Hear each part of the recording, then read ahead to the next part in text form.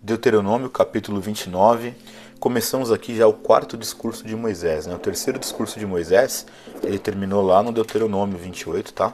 Então começamos aqui com o quarto discurso de Moisés, que começa com a ideia de uma nova aliança com o povo, que na verdade é só uma reiteração daquela aliança que já tinha sido feita lá no Monte Horebe, obviamente. Então, né, no caso no Monte Sinai também, que é a mesma coisa, Horebe e Sinai é o mesmo, né?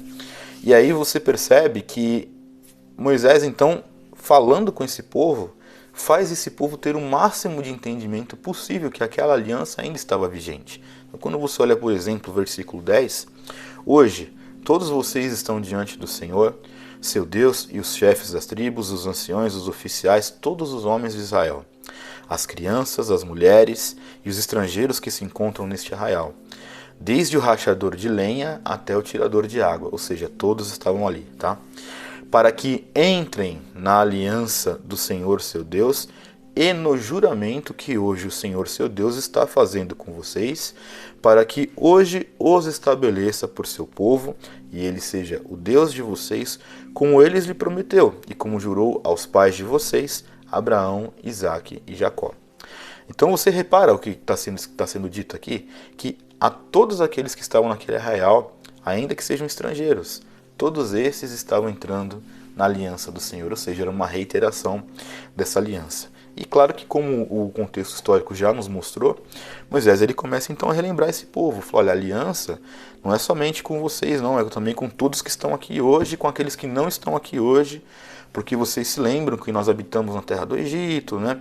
Como passamos por meio das nações, vocês viram os erros do Egito, ou seja, ele vai relembrando tudo isso ao longo desse discurso aqui. Então, o sentido original aqui deste capítulo é fazer o povo entender que de fato a aliança de Deus estava chegando ali num ponto em que ela seria, não que ela nunca tivesse sido, eu quero tentar deixar isso bem claro, né? Ela sempre foi vigente e tudo, mas a partir do momento em que aquele povo ele entra na terra que Deus prometeu, que isto deveria ser a máxima das prioridades e de entendimento do povo, porque aqui ele fala claramente, juramento que o Senhor seu Deus está fazendo com vocês hoje, ou seja, para que vocês entrem nessa aliança, ou seja, se mergulhem de cabeça numa vida aliançada com Deus. É basicamente isso, né?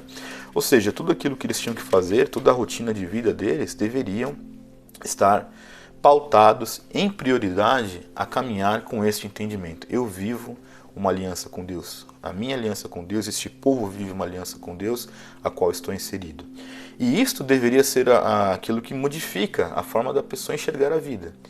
Este povo, depois de tudo que esse povo já havia passado, e ainda estava por vir, porque a terra prometida ia ser tomada, né? Ela não cairia do céu, eles teriam que guerrear por essa terra prometida. Com certeza venceriam, como nós vamos ver isso aqui nos próximos capítulos, mas ainda não chegaram ao fim daquilo que Deus havia prometido. Então, nesse momento, eles tinham que ter muito claro na mente deles, eu vivo uma aliança com Deus. Para nós, obviamente que nós estamos aí na nova aliança, para nós também deve vigorar esse mesmo entendimento, que nós vivemos aliançados com Deus em Cristo, que nós deveremos mudar todas as formas de enxergarmos as nossas vidas por conta desta aliança que temos, que foi cravada naquela cruz do Calvário, mediante a morte de Cristo, que morreu por mim e por você, mesmo que nós não sejamos merecedores. Esta é a aliança que nós temos hoje. Então, quando esse povo teve esse entendimento, a lição que fica para nós é entender que esse povo entrou na aliança, assim como nós também. Devemos entender que estamos vivendo com uma aliança com Cristo e com Deus.